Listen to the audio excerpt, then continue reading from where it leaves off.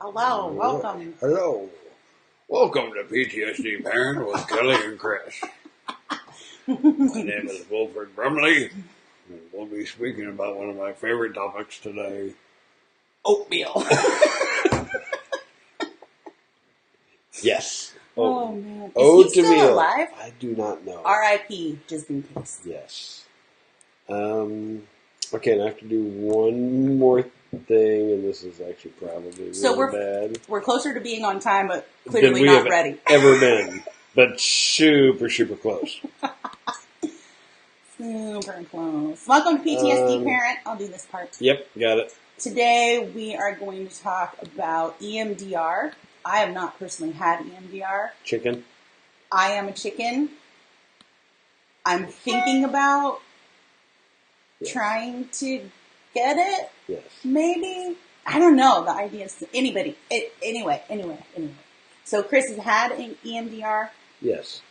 So as usual, we are not medical professionals. So if you require services of that type, Yes. please consult a professional. Yes. But we're professional awesomeness. Yeah. There's a term that we use in our house Oh, no. called Awesomeholes. We're professional awesome holes. We are professional Awesomeholes. If you ever need it, the term Awesomeholes came out of a need to describe our children's behavior without calling them names. We needed a code. Yes, we needed a code. So we now refer to them at times as Awesomeholes. I like it. I'm going to use it. So there. Welcome in. All right, everybody. Yes. So today we're going to talk about EMDR. Now, first question: What is EMDR? And because I'm such a pro, I had to look it up because I couldn't remember what the acronym That's not stood your for. job. Oh, your job man. is to just sit there and receive the treatment. It's not even, no, you're not receiving anything. Oh. You are full-blown It's participating. getting worse. Yeah, it is going to get worse. By the way, in case you've missed, this is the cup of coffee that Kelly poured for me. This is mine. Because, in fairness, I was being an awesome You were being an hole. awesome hole. I was. You were being an awesome hole. And Kelly was super, super nice, which I even said, what's happening right now? This is scaring me. And she goes, nothing. Would you like cream? And I was like, oh, God, something's going to happen. So, he made some crack about his wife. I'm not even gonna read it. I was joking, and Women serving him. So that was that the sounds gist of dirty. it. It wasn't dirty. It wasn't. No, it No, wasn't it wasn't. dirty. But it was chauvinistic. Oh yes. Is that the word? Yeah. Okay. Yeah. It really It was was. chauvinistic. So, I mean, don't get me wrong. It was funny, but it was not okay. at least I didn't make you a chocolate pie. Wow. Okay, so EMDR. EMDR. EMDR. So EMDR is I guess I call it a therapeutic process, for lack of a better term, Okay. that is designed pretty specifically for trauma victims, trauma patients, I guess. So EMDR stands for eye movement desensitization and reprocessing. And the short version of EMDR is that, I don't even know if there is a short version. Mm-hmm. So this is how it was explained to me. In your brain, you have, I'm already going to forget all the words to this. Neural pathways. Well, neural pathways, but when something happens, your brain, that event, that input takes a little travel through your brain, and it picks up information along the path. Okay. And the way that it was described to me was that if I'm in a parking lot, at Walmart or Costco or whatever, If I'm in the parking lot and it's nighttime, and out of the corner of my eye, I see, something, your body initially heightened response because you see somebody, there may be a threat. Right. Okay. So your body sends the information and all the little brain chemicals and all this stuff happens. And with people who have not experienced trauma, it is a very quick process to turn your head and look and see, oh, that's not somebody charging me with a knife. Right. That's a little old lady, with 4 grocery bags and, she's dropping apples in the parking lot. No threat. Everything comes down, and then you can make a decision on, your next move. With trauma patients, what happens is where trauma lives in your brain is actually right in that pathway that information takes. Ah, okay. And so what happens is when I look, even though I see a little old lady with grocery bags and dropping apples, I feel threat. Okay. And so because the PTSD, because the trauma lives in, literally right in the middle of that road, that pathway, it scrambles all that information, and your body and your mind does not pull back to say there's, no threat, no trauma. That's just a thing that you can, go about your day. So that's kind of a very simplified version of what happens in the mind of a trauma victim. The other piece to this, which is interesting, is that your mind scans for those events, I believe, and I'm probably going to get this number wrong, 40 times a second. Wow. So you think about somebody... No wonder I'm exhausted. Right. All the time. All the time. Because 40 times a second, in theory, yours and mine's mind is telling us there's trauma and there's threat 40 times a second. Dang. Because it doesn't undo and it doesn't differentiate, And so really, the other piece of this is that what PTSD is and what it does is PTSD has a lot of trouble disconnecting a memory from the moment. Okay. Does that make sense? Yeah. Mm-hmm. So you and I and other folks with PTSD have memories of things that are traumatic, and we respond to that memory, but in the present moment, when whatever the memory is isn't actually happening. So we're all on track? All right. Yeah. So the trigger. The trigger. Yep. The trigger. So in comes EMDR. And you should look it up because it's really fascinating. It was discovered by a woman, and I cannot remember her name. But after she kind of figured out what was happening, she really, really quickly put it together with trauma victims, and this was a good thing. And it was used almost women. Yes, women. Yay, women. And it was almost used exclusively in military environment at first. And then they realized, the other applications and where it could go. But anyway, the history of it and kind of how it all came to play is pretty fascinating. I think, when you talk about things like this, when you say it's relatively new, it's 30 years old. Right, yeah. Right. Originally, when it was discovered... Case, I'm relatively new. You're relatively new. And I used to be relatively new 18 years ago. So, I'm actually almost relatively new twice. Oh, please. You can't be much older than me. 48. Yeah, I'm 43. Or 47. I forgot how that was for a second. I always have trouble because... I add my age to my birth year, but my birthday is not until November, so for much of the year, I'm younger than I think I am. Yes, Anywho. Oh, and that was a rabbit trail that Kelly and I, one of several that we'll take over the next I needed hour. a break. You're convincing me to do this. I know.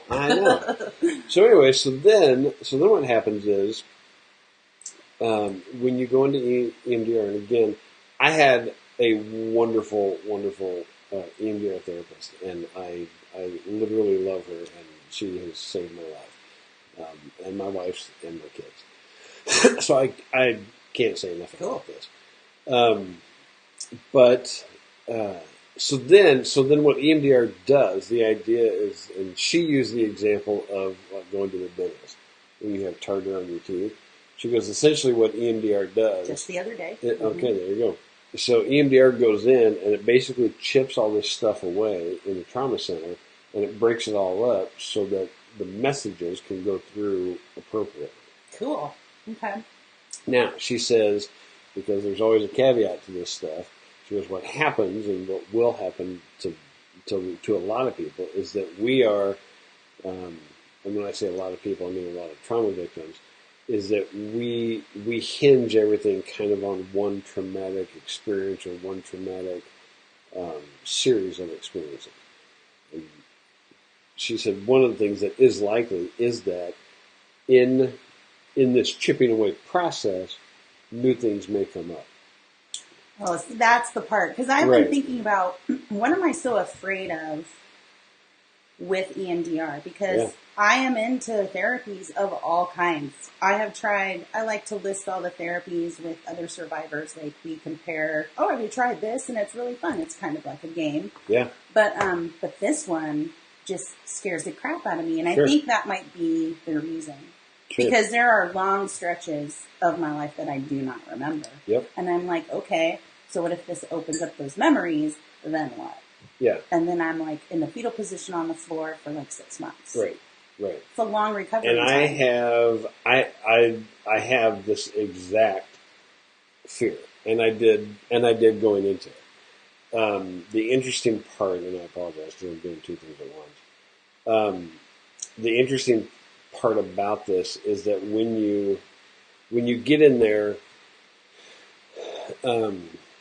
it's really kind of a random way that EMDR happens a little bit.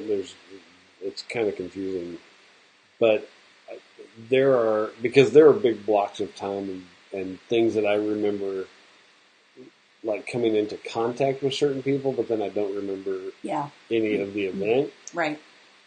And so,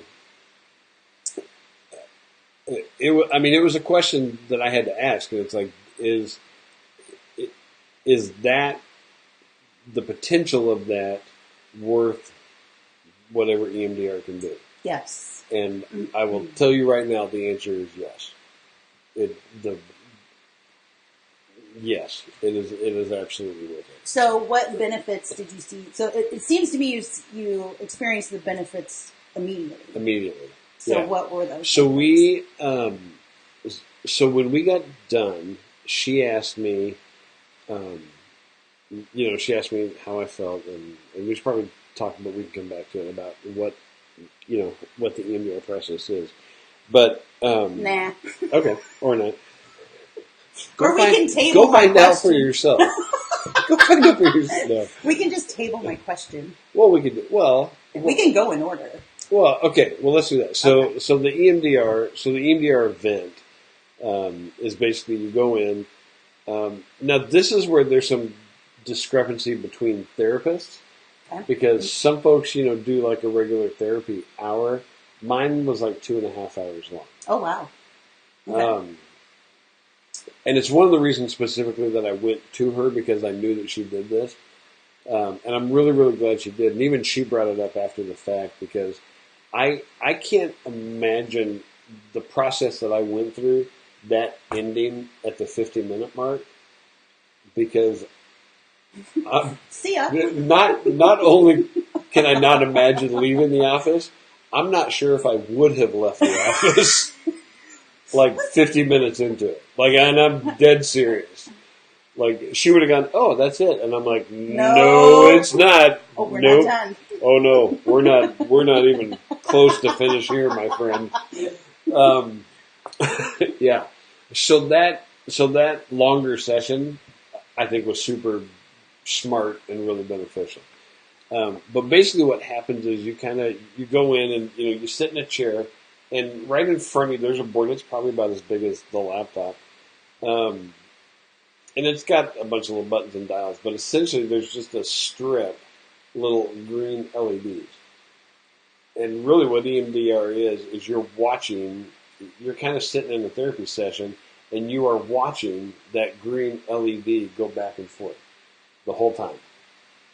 And then at different intervals, it will speed up or slow down, and she'll stop it and start it again, and then you'll talk and go. So it's. I just had this flash. I have a vivid imagination. I just had this flash of us like going to the club, and then you're like, okay, starting EMDR as the strobe lights. Yeah.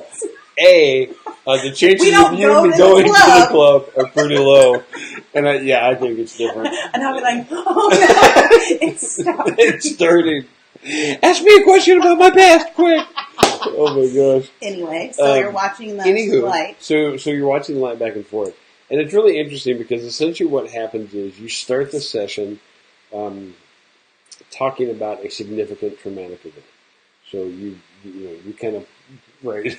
And so it's like find your favorite and let's just chat about this for a while. So we get in here, and so I have an event that it has stuck with me very vividly through my whole life. I've had nightmares about it. When I get stressed, I see it. It's kind of the one that always defines everything. Okay. So we talked about that, and then she said, "Okay, so watch the light." So I'm, watching the light. Watch the light. Right? Like you're kind of being like, it's like I'm gonna like wake up and like smell like a chicken or something. Like I don't know what's gonna happen here. And so you watch it, and then she goes, and then she stopped me and goes, "Okay, so what are you thinking about now?" Okay, so you talked about what you're thinking about now. And as you go through this process, the gal who did mine, was very adamant about the fact. She goes, don't try to connect the dots. She goes, as you're going through this, if you're talking about this and then all of a sudden you're talking, you're thinking about a baseball game you went to. She goes, that's fine. We're not going to analyze anything because on some level, all of these things are connected. Right.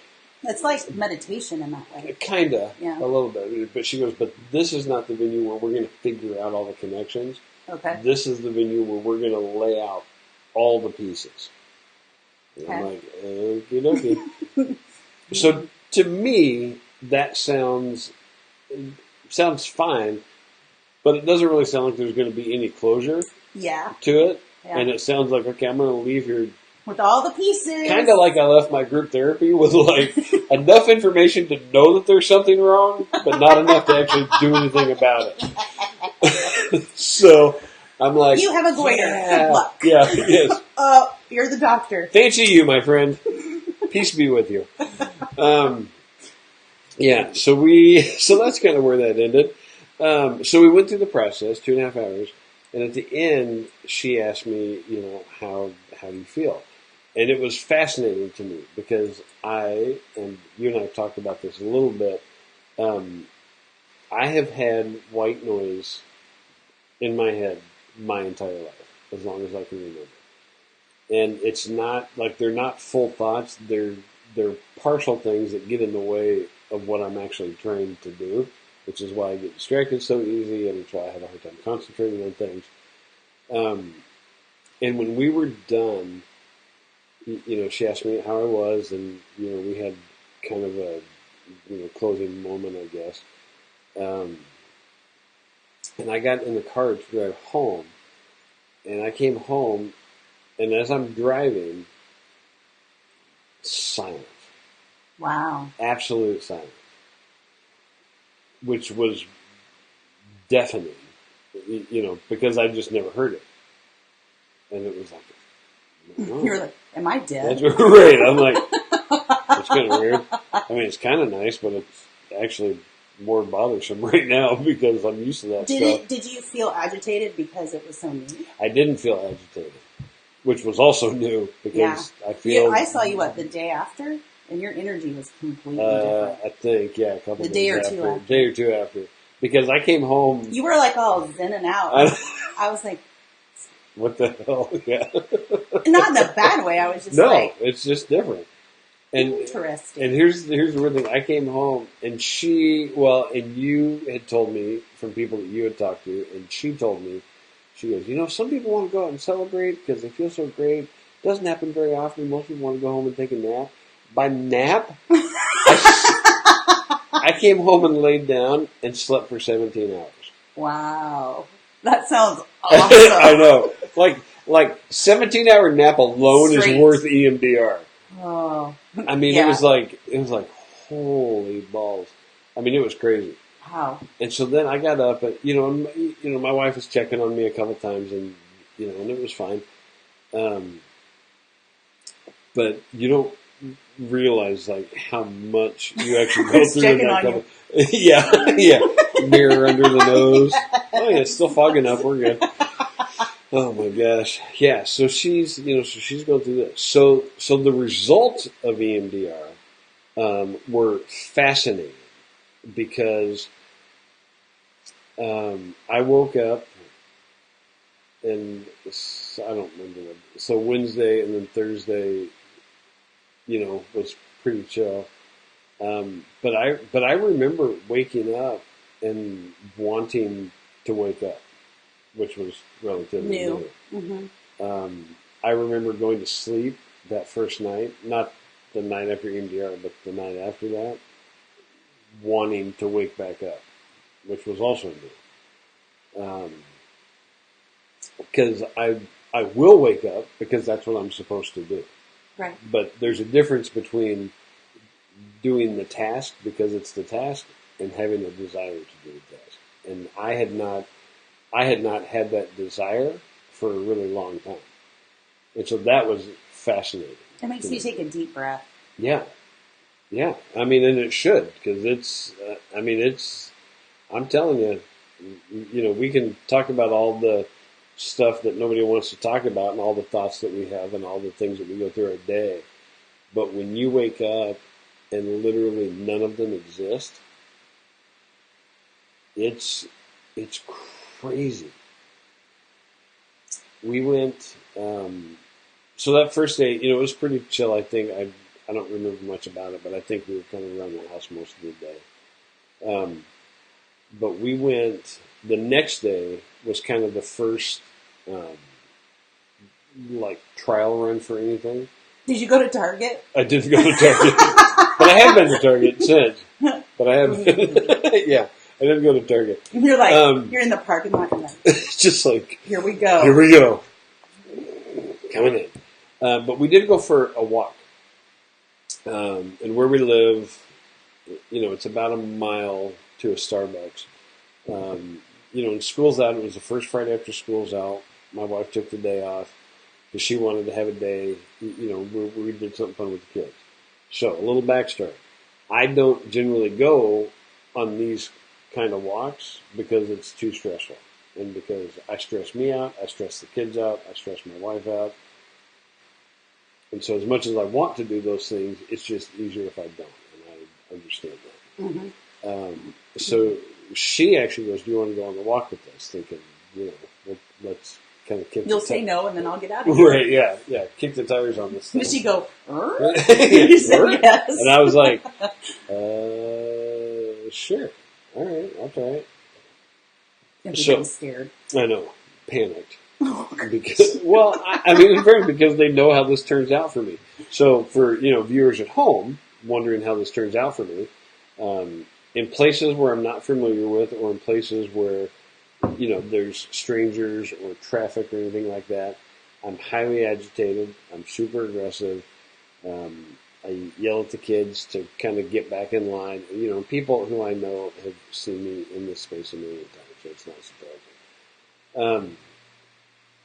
But it's just not fun because then Marv feels like she has to protect the kids and manage me, and it's just not a good day. We walked a mile through neighborhoods that I've never been in, even though I've lived here for 15 years, because I don't do this stuff. And it was the greatest walk. And my wife said, it's the greatest walk we've ever taken. Aww. That's so awesome. Like, the kids had a good time. Even, like, on traffic, I wasn't freaked out. I wasn't anything. And the really interesting part about it that I found was it wasn't like the feeling, like the need for their safety. It wasn't like that went away. Right. And even the hyper-awareness part didn't necessarily go away. There just wasn't a reaction to it. And so, like, I felt like, oh, this is when I get all freaked out. But for some reason, I don't have to be freaked out. Mm. Like, it's weird. Yeah. It's, because, like I said, I mean, I'm 47, and so for a lot of years, I have behaved a certain way, and it's a pretty identifiable pattern. And so, like, when you wake up one day and all of a sudden you don't need to behave that way, but it's kind of like muscle memory. It's like part of you kind of still goes, oh. But it's like the EMDR experience or treatment gave you a pause. It absolutely, it's like a complete reboot. You can keep going this direction because that's how your brain knows to go, but guess what? You can go this way. You can go this way now too. Yeah. And that wasn't open. There are options. There are options. And I went, when we were in there the first week, we went the first week, and I didn't yell at the kids or Margaret one time in 7 days. Wow. And I can tell you that has never happened in my life. Not even with gritted teeth. Knock it off. Like, everything was, well, it was slowed down. It was like, because with PTSD, when something happens and you trigger, you go from 0 to 100 like that. Yes, it is a tornado. Yeah, mm-hmm. And so there's not an instant tornado. Yeah, and so there's not time to react to anything. Mm-hmm. There's not time to kind of assess or figure out what you need to do. Mm-hmm. Like what I feel like with EMDR, somehow, even though things are happening as fast as they have always happened, somehow everything slowed down enough that I now have time kind of in the gaps to find an appropriate reaction. That is awesome. Yeah. Yeah. And it's not perfect. Right. Had a couple moments. But even those moments, are very different. Because I can feel myself ramping up where I couldn't before. Interesting. And so, there's been a couple times where I couldn't stop myself, but I felt it, and I knew it was coming, and so kind of, and this will sound weird, but even as you're ramping, you're trying to figure out how to come back down the ramp. If that makes, and I don't know. Yeah, but without, but still acknowledging that the ramping is happening. Yeah. Oh, yeah. Because I spend a lot of time repressing. So it sounds like that's a different process. There's a quote I heard, and it's actually a lyric in a song. It's like a spoken word piece, but it's really kind of genius, and it encapsulates like kind of what I think EMDR is, and it says, "I've learned to acknowledge what I feel, but act on what I know." I feel like you need that. Like tattooed on my forehead? Yeah. Right. Or tattooed, like... Yeah. No, trust me. I've already looked at the graphics. Because we've talked about that before. We have. Yeah. And it's really interesting. And like an interesting thing happened yesterday. Full disclosure, I grew up in East Texas, and we, people spank in all over. Mm-hmm. Well, especially when we were growing up. Right. Principals spanked. Right, yeah. Oh, yeah, the paddle in the principal's office. Mm-hmm. Not that I'm familiar. So... No, not at all. Not at all. But I've spanked, and Marg doesn't. She didn't grow up in a house that did. And yesterday, actually, one of the kids did, like, slamming doors is a thing that, like, makes me, like, I will literally blow the roof off of the house when I hear. We've taken doors off their hinges. Yeah. So one of not to the outside world. right. One of my awesome holes decided in a moment. I need to get a T-shirt. Awesome hole. One of my beautiful children decided yesterday that in a moment of frustration, that this person would stomp through the house and slam the door. Oh. And you also have to remember that we did a remodel in our house about 2 years ago, so we have all hardwood floors, so there's no carpet, there's nothing to buff anything. Right. So it just reverberates. Yes, so she did. And when I heard the door slam, I literally into the stratosphere. I mean, instantly. Mm-hmm. And I can tell you that previous to this, I would have run back there, swatted the butt, and had a conversation. And there would have been tears, and the whole night would have been ruined, and everything about this would have, as much as I wanted to make a point and fix something, I would have ruined everything for several hours. Here's what happened. I heard the door slam. I bolted upright, and I went straight back to the bedroom, and I opened the door, and I looked, and I actually told the child, stand up and turn around. Like, I don't grab kids or anything like that. Like, I make them stand up, swat them one time, and I told the child, stand up and turn around. And this child looked at me, and I saw what was in her eyes, and I stopped myself from swatting. Dang. And I said, and I looked, and it's like, I honestly felt like time had kind of froze for a second. Yeah. And in my head's like, that's not the answer. Don't do that, because it's going to do this, and nobody's going to get what they need or what they want. You can't do that. Wow. That is profound. And I was like, okay. And so like, I think I kind of feel bad for this particular kid, because from their perspective, I must have literally, like a cartoon, like just been frozen for, I don't know how long it was. It seemed like a while, but it was probably like a fraction of a second. You're having a stroke. Right. Like, I'm going to fall over dead right now. So I'll probably have to just, touch base on that today at some point. But I mean, I felt like animated Frozen. And then I just stopped and looked at her and said, we do not do that. And then I found myself explaining to said child, when the stomps happen, when the door happens, this is what happens in Daddy's head. Mm. And none of us want that to happen in Daddy's head.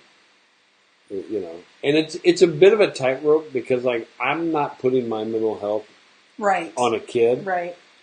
I'm not letting any of my kids bear that burden. But I do think it's fair for them to understand when things happen, how I react. How you're building self-awareness. How their behavior affects other people. Right. Now, my kids are old enough now where I'm seeing. Right. I hesitate to say one of my failings, but I'm exploring the idea of failing as a parent. Sure. So stick with me, but more episodes to come.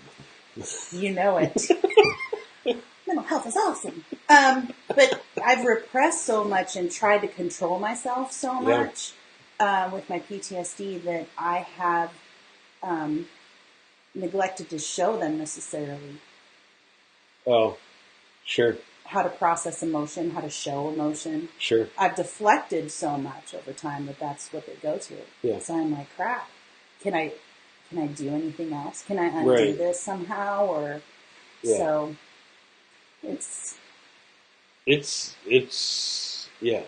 I mean, PTSD is tough. Parenting is tough. Right. And then you mix the two together, and it's a magical combination. And it's like, oh, I wish I'd known that when you were 3, Right. And not that I did a terrible job. Like, it wasn't like I was like, you can never have emotions, but trying to teach them one thing, but I think showing them the opposite. Yeah. Because I was so trying to be so much in control. Well, a couple nights ago, the 18-year-old, we have, over the course of time, every so often, just the two of us will go out to dinner. And I have given her permission in these times to ask me anything. Like, there's literally nothing off the table. You can ask me whatever you want. I will answer any questions, thoughts, anything you want to bring up, anything about me, my past, whatever. Because she knows it was, I don't know. She knows. Can I do that too? No, I'm not taking you to that meal. Wow, you're brave. Well, I'm either brave or stupid. It's jury's still out. But we have taken this, and it was interesting because we did it. We actually did it this week. And, I said, if you want to ask anything about the EMDR, about the trauma stuff, I mean, you're welcome to do that. And so she kind of asked a couple of kind of like, hey, where would you live if you could live anywhere? And I was like, all right, well, okay. Your butt. So we'll start there. And she actually did get around to it, and it was a really, really good conversation because like she even asked, what are some triggers? What are some things that I do that I could do different? It was a great conversation. But I asked her a question that I think she didn't expect, and it was actually one that the EMDR therapist said, you really need to have this conversation, especially with her. And so I did. I said, when I have an episode, how does that make you feel? Wow. Like, and the therapist told me, she goes, that's not going to be a fun conversation for you to have, especially if, she's honest with you. And she was. And, we sat at the table one night and had the same conversation. Oh, I feel in my soul that I need to have that conversation. Yeah, but I had it with Margaret and with even the 6-year-old and the 8-year-old. And they're, the 6-year-old and 8-year-old don't know how to filter anything, so they were like, they're like, I feel scared, you suck. Oh, great. Thank you. Yeah, good times, bonding. Once again, yeah, teaching them self-awareness. Yeah, teaching them self-awareness. Not a bad thing. No, it's not at all, and it's it's interesting. But once you get, I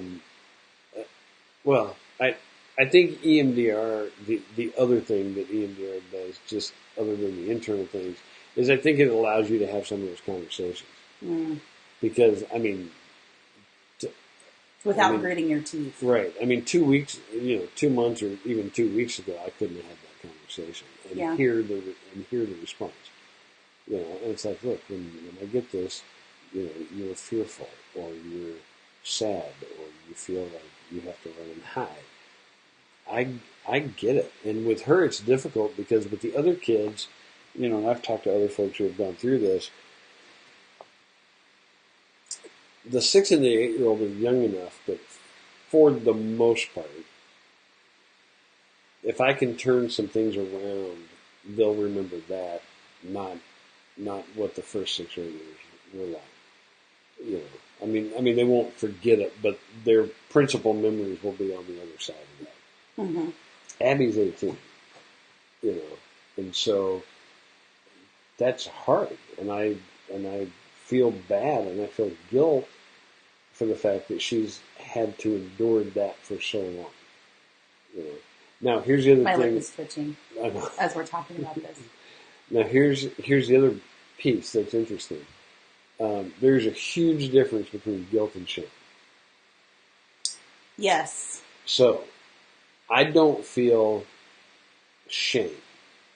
I feel guilty. That is also in the whole failing. What does it mean to fail as a parent? That's part of it. Yeah. Yeah. Because shame doesn't allow you to do anything about it. Shame tells me that I'm a failure and that there's nothing you can do about it, and you will always be a failure. Guilt tells me that needed to be different than what it was. And here are the tools to make it different. And from now on, it will be different. Yeah, absolutely. Mm-hmm. Yeah. So, so that's the, 40-minute version of, the last almost 2.5 weeks. But I honest to God, I can't recommend EMDR enough. I can't wait until you go through it because you are going to go through it. I think I'm going to try and do it for August. Okay. Because I imagine he's starting a new job, so I imagine we'll take a break for a couple weeks or so, and then come back in the night. I mean, we'll figure it out. So we'll have a little break. But but see, my therapist wants me to join a group on shame. Oh, you love groups and you love shame. So maybe I could say not now, but what if I tried EMDR? So I could throw her a bone.